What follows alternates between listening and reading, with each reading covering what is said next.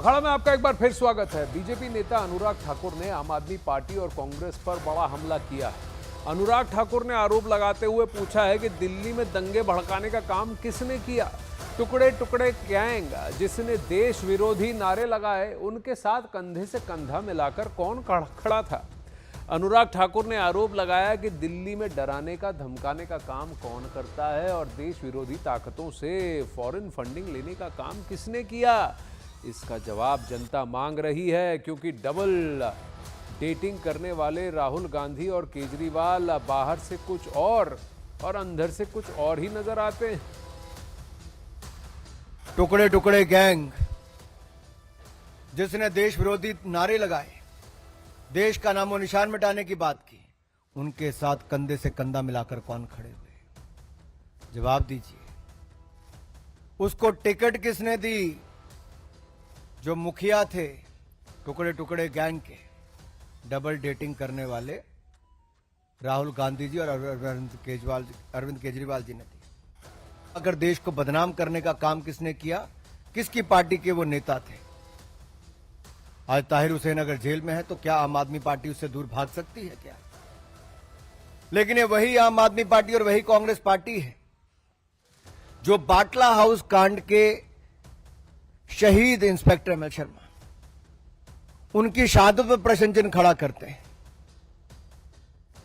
आई तो आम आदमी पार्टी कांग्रेस के घोटालों की बात करके थी, लेकिन आज उनकी छाप जो एएपी है ना, वो अराजकता के लिए भी जाना जाता है, अलगाववाद के लिए भी जाना जाता है, आतंकवाद के लिए भी जाना जाता है, अफवाहें फैलाने के लिए भी जाना जाता है, अपराधियों को शरण देने के लिए भी जाना जाता है। ऐसी कौन सी मजबूरी है कि इन देश विरोधी ताकतों से हाथ मिलाना जरूरी है? तब तो वो बड़े बड़ी बातें करते हैं और ये डबल डेटिंग करने वाले माननीय राहुल गांधी जी और अरविंद केजरीवाल जी, ये बाहर से कुछ और अंदर से एक ही नजर आते हैं। आप याद करिए, सर्जिकल स्ट्राइक हो, एयर स्ट्राइक हो, अफजल गुरु की फांसी का मुद्दा हो, ये सब विषयों पर कांग्रेस और आम आदमी पार्टी इकट्ठी नजर आई। राहुल गांधी जी, अरविंद केजरीवाल जी इकट्ठे नजर आए।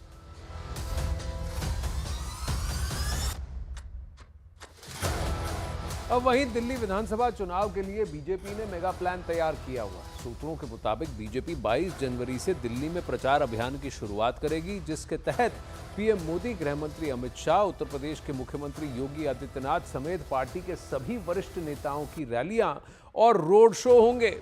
सूत्रों का दावा है कि प्रधानमंत्री नरेंद्र मोदी नमो ऐप के जरिए दिल्ली में कार्यकर्ताओं से संवाद भी करेंगे, जबकि गृह मंत्री अमित शाह झुग्गी बस्तियों के इलाकों में जनसभा करेंगे। इसके अलावा हर एक वरिष्ठ नेता को एक विधानसभा सीट की जिम्मेदारी भी दी गई है, जहां वो प्रवास करेंगे और चुनाव प्रचार के अभियान की देखरेख भी करेंगे।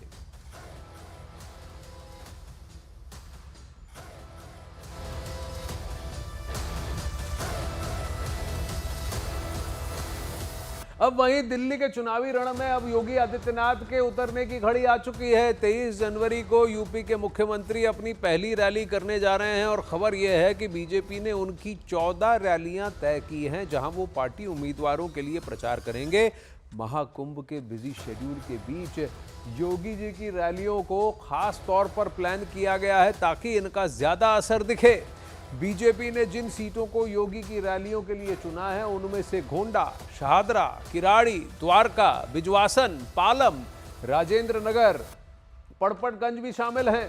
ये समझना भी बेहद आवश्यक है कि कैसे पिछले कुछ चुनावों में योगी जी की मौजूदगी मतलब जीत की गारंटी बनती दिखी है। खास तौर पर हरियाणा और महाराष्ट्र के चुनावों में योगी आदित्यनाथ ने हरियाणा में 14 विधानसभा सीटों पर प्रचार किया था, जिसमें से 9 पर बीजेपी को जीत मिली, यानी सक्सेस रेट, स्ट्राइक रेट 64% से भी ऊपर है। अब इसी तरह महाराष्ट्र में योगी ने 30 सीटों पर उम्मीदवारों के लिए वोट मांगे और पब्लिक ने बीजेपी की झोली में इनमें से 22 सीटें डाल दी। यहां भी सक्सेस रेट करीब 85%। योगी की मौजूदगी चुनाव को जिस तरह से एक अलग रंग दे देती है, इसकी मिसाल महाराष्ट्र चुनाव में छाया रहा वो नारा, बटेंगे तो कटेंगे।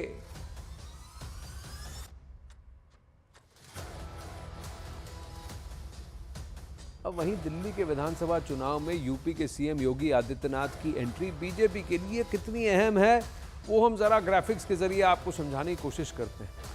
दरअसल पिछले साल महाराष्ट्र विधानसभा चुनाव के दौरान योगी आदित्यनाथ ने 30 सीटों पर प्रचार किया था, जिसमें से 22 सीटों पर महायुति की जीत हुई। तो वहीं हरियाणा विधानसभा चुनाव के दौरान योगी आदित्यनाथ ने 14 सीटों पर प्रचार किया था, जिसमें से बीजेपी को 9 सीटों पर कामयाबी मिली थी। और ये सारी सीटें काफी टफ सीटें बताई जा रही थी, जहां बीजेपी पीछे चल रही थी। लेकिन बटेंगे तो कटेंगे का नारा और ये सीधा मैसेज डबल इंजन की सरकार और विकास के पथ पर कौन है, योगी जी का इफेक्ट आप जानते हैं, जिसकी वजह से ये स्ट्राइक रेट, ये सक्सेस रेट दिख रहा है। अब वहीं दिल्ली के चुनावी दंगल में बीजेपी और कांग्रेस दोनों आम आदमी पार्टी पर हमलावर हैं।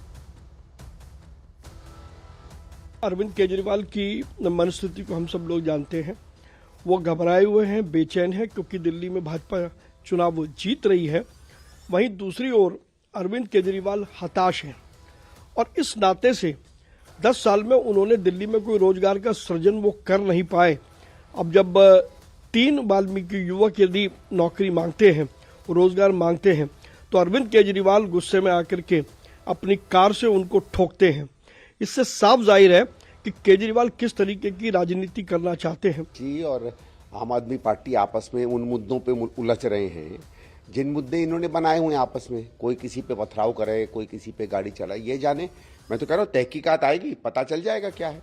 हमसे विकास की बात करें ना, आप भी, मैं ये आग्रह है, हम विकास पर चुनाव लड़ रहे हैं और विकास के मुद्दे पे आए तो जवाब दें, आदमी अपनी बात पूछे।